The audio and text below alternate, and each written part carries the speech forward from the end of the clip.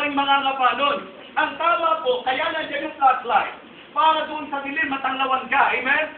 Na dapat o hayaan mo, naliwanagan muna ng flashlight, yung dadaanan mo, bago ka humakbang. Marami sa atin hakbang na hakbang, walang flashlight. Marami sa atin hakbang na hakbang, without acknowledging the Lord in His Word. Ang sabi ng Bible, trust in the Lord with all your heart, and do not unto thy own understanding, in all your ways acknowledge Him, and He shall direct thy path. So, we need the Word of God, number one, in our steps. Number two, as our shield. Kailangan po natin ang salita ng Diyos sa ating mga lakad, sa ating pong mga hambang. Pangalawa, sa ating pong pangtanggalan. Ibig sabihin, dapat ang Kristiyano po maging maingat sa ating paglakad sapagkat nandyan po. May atake po si Satanas atin. Alam niyo, kung pandepensa kay Satanas, salitaan ng Diyos. Diba? Kung po pwedeng didepensa ka kay Satanas, Satanas, lumayo ka sa akin! Lumayo ka sa akin! Ay, hindi po pwede mga kapatid. Hindi mo madadaan si Satanas sa ganun. Kahit ako papaspasan nyo pa ng papaspasan yan, hindi tatakbuhan ni Satanas yan. Mga kapatid, sa Biblia ang nakita natin na tinakbuhan ni Satanas at hindi kinaya ni Satanas yung power ng salita ng Diyos. Amen? Kahit na si Jesus Christ at tinag niya. Sabi niya, sige nga, if thou be the Son of God, command that these stones be made bread. Ano sabi niya sa kanya? It is written, nasusulat sa Satanas. Man shall not live by bread alone. Ginamitan siya sa aklat ng Deuteronomio. Napahiya si Satanas. Kahit pala gutom si Jesus, nakadepende pa rin pala ito sa salita ng Diyos. Pero mga kapatid, hindi po basta umubra si Satanas. Di ba? Mga kapatid, tinakbuhan ni Satanas ang Panginoon at hindi kinaya ni Satanas ang Panginoon Jesus sapagkat ang depensa ay salita ng Diyos. Mga kapatid, we need to love the Word of God. We need the Word of God, number one, in our steps. Number two, as our shield. Bilang paninga natin, para hindi tayo ibili, nadadali ni Satanas. Kailangan po mga kapatid, pag maatake siya, pinalitan ng Diyos sa panangala, pagkahansya na siya, Satanas. Alam mo ba sabi ng Bible? Ano po, sabi sa Bible, Satanas. Ano yung sabi ng Bible? Pagka nahirapan si Satanas eh. Pati mo yung talata, sasabihin ko muna, ha? Ikaw nga, para masabi ko kung saan talata. O kami, tulungan ka pa ni Satanas, ano? Baka mas may alam pa siya sa'yo. Kung ang Biblia ay aklat para sa mga Kristyano, dapat ang Kristyano maalam sa aklat na ito. Amen? You need to love. Ito? Ito pong salita ng Diyos. Kailangan po natin. Una, in our steps. Pangalawa, as our shield. Pangatlo, mga kapatid, for our success. Upang tayo po ay maging matagumpay. Actually po, ang salita nito, hindi lang ang pandepensa ito eh. Pang-upensa rin po ito eh. Pero ang gusto ko pong i-point out, i-recontent po natin again yung Psalm chapter 1, verses 1 to 3, at yung Joshua chapter 1, verse number 8. Diba? Again, Psalm chapter 1, verses 1 to 3, blessed is the man that walketh not in the counsel of the ungodly. Dapat ang pinakikindihan ko raw, hindi yung payo ng masama, yung payo ng Biblia ang dapat pakinggan. Di ba? Blessed is the man that walketh not in the counsel of the ungodly, nor standeth in the way of sinners, nor sitteth in the seat of the scornful. Ano dapat masaya? But his delight is in the law of the Lord, and in his law that he meditated at night. At ang sabi ng Bible, ano magiging katulad ka? Verse 3, he shall be like a tree planted by the rivers of water, that bringeth forth his fruit in his season. His leaf also shall not wither, and whatsoever he doeth shall. Amen? So, yung daw po magpapasa na yun, yung kanyang delight, yung salita ng Diyos. If your delight is in the Word of God, ang sabi ng Bible, ang magiging katulad mo puno na nasa tubigan, mga kapatid, hindi, alaga, may atas, may bunga. Sabi ko nga, bread, fruitful, bird, yan po makikita natin and fulfill. Yan po ang isang tunay na mananampalataya na babad sa salita ng Diyos. Ang tanong ko na ngayong house nito, saan ka babad? Baka naman ikaw ay kumpas na sa sobrang babad, mga kapatid. Saan tayo nakababad? Saan ang malaking porsyento ng oras at panahon natin? Sabi ko nga po mga kapatid, mahalin nyo ang bawat services, sapagkat ang bawat services, kaya ang bili ng Diyos, huwag pabayaan ng pagtitipon, sapagkat dito tayo nag-aaralan. Amen? At ang salita ng Diyos ay napakalaking blessing sa tunay na Kristiyano. Sabi na, he shall be like a be planted by the rivers of water, that bringeth forth his fruit in his season. His leaf also shall not wither, and whatsoever he doeth shall prosper. Kaya huwag nakakita kayo ng, yung lanta, alam niyo yung lanta, looy. Di ba? Yung kung mga Kristiyanong lanta ang dating, Kristiyano na, pero ang lungkot-lungkot ng buhay. Mga kapatid, indication na hindi po siya believe ng salita ng Diyos. Di ba? Kaya tingnan nyo, kahit gano'n katagal na Kristiyano, pagka talaga constant, yung regular, at talagang babas sa salita ng Diyos, makikita nyo flowing Christian pa rin yan. Di ba? Hindi lang flowing, kundi glowing. Ibig sabihin, makikita nyo pa rin po na yan ang masayaking Kristiyano, yan ang laging excited, yan ang laging eager, ang paborito pa rin sa church, preaching. Amen? At tayo naman nun, laging sinasabi natin dapat po tayo sa pinakamalaki bahagi ng ating service. Ang totoo nun lagi nasasabi natin offering. Yan naman may lambingan lang natin. Pero sa totoo lang, wala po talagang hihigit ang importansya sa panahon na maririnig natin ang salita ng Diyos. At kaya naman naging masaya ang offering sa atin kasi alam natin na turok ng salita ng Diyos na tayo po ay magbigay sa gawain ng Panginoon. Pero kasi, ano ang treatment mo sa salita ng Diyos? Let the word of Christ dwell in you richly. Richly, mga kapatid. Baka mamaya po very full na tayo sa salita ng Panginoon. Baka sakit na po tayo sa salita ng Diyos. Kaya sabi ko po, kung Kristiyano yan, kailangan mo ng salita ng Diyos sa iyong pag-abas upang iyong pangkanggalan at upang ikaw ay maging matagumpay. Joshua chapter 1 and verse 8. This book of the law shall not depart out of thy mouth. Amen?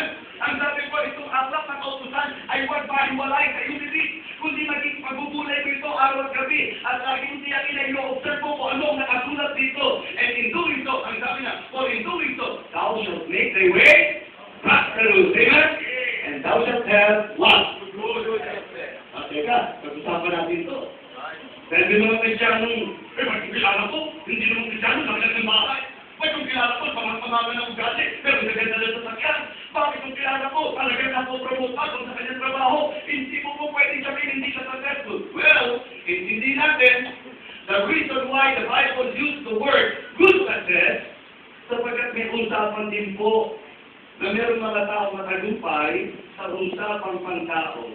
Pero mga kapatid, ang atamin mo, hindi pa success. Ang atamin mo, good success. Amen? Ibig sabihin yan, pwede pag pinag-usapan ng business, successful sila. Pwede pag, pero kamusta kaya pag ang pinag-usapan, buhay, spiritual life, successful ba talaga? Good success, ito po'y pumapatungkol, hindi lang sa kataganaan ng buhay natin, kundi sa katiyakan ng tagumpay talaga ng buhay natin sa harapan ng Panginoon. Amen? E paano tayo magiging matagumpay? Word of God. Let your affection on things above, heavenly things to love. Revive your love for the Word of God. Amen? Simple po ang puntos natin, pero kailangan po natin pakaunawain. Number 2, revive our love for the Word of God. Di ba? Heavenly things to love. Ano yung mga makalangit na bagay na dapat nating mahalin? Una, salita ng Diyos. Pangalawa po, ang gawain ba ng Diyos ay bagay ng Diyos? O dapat po, mahalin natin ang gawain ng Panginoon. Di ba? Ay, pastor, mahal ko ang gawain ng Panginoon. Kaya nga kapag kami tayo ako, kung naisisigit ko lang din, kumahatin ako eh. Hindi ako yan eh. Ang kasi pagkakato, pastor, wag lang din makakaabala sa akin, aapin din naman ako.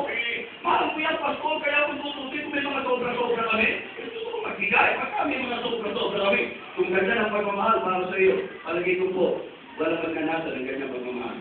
Ang masarap na pagmamahal ay yung may pagtitigan ng mataas na importansya. Amen? Ano ba din? Huwag mong palabasin na mahal mo ang Diyos na hindi mahalaga sa iyo ang salita niya. Huwag mo rin palabasin na mahal mo ang Diyos na hindi mo mahal ang gawain niya.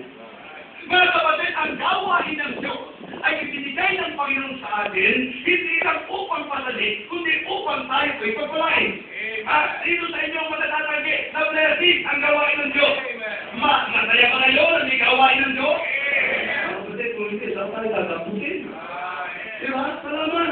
At alam nyo, kung church ang pag-uusapan natin, buhay ang ibinigay ng Panginoon para sa church. Ikaw, ano binibigay mo para sa church? Basta mahal ko po ang gawain ng Panginoon. Okay? Kung mahal mo ang gawain ng Panginoon, meron paraan ang pagpapakita niya. Number 1, pili mo. Diba? Kung talagang mahal mo ang gawain ng Diyos, ako dapat meron kang kinalaman sa gawain ng Diyos. Hindi ka dapat yung tigyanong, wala akong pakialam dyan. May project pa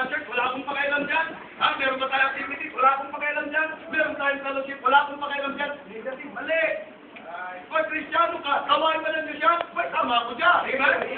Mga kapatid, yan po ang nakikita natin sa mga record sa Bible, yung mga early believers. Imagine, nung dumating yung time na meron pong kagipitan at pangangailangan in Acts chapter 4, meron pong mga mahal ng palataya na kung saan nagbenta pa ng kayo ng mga lupain at dinala po kapaanan ng mga pustol upang matugunan ng pangangailangan.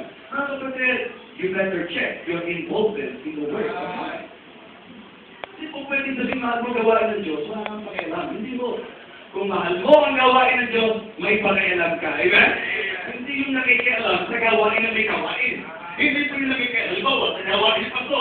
Ay, pasto, ganito gawin mo. Eh, hindi sila pakialaman mo. Ang sinasabi kong kinalaman o involvement natin, yung pagkapagkat. Halimbawa po, ay, alam niyo ba kung bakit madami bisita sa church?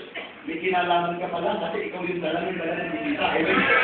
Ay, alam niyo ba kung bakit ang taas ng giving sa church? May kinalaman ka kasi ikaw pala talaga faithfully nagbibigay and sacrificially nagbibigay.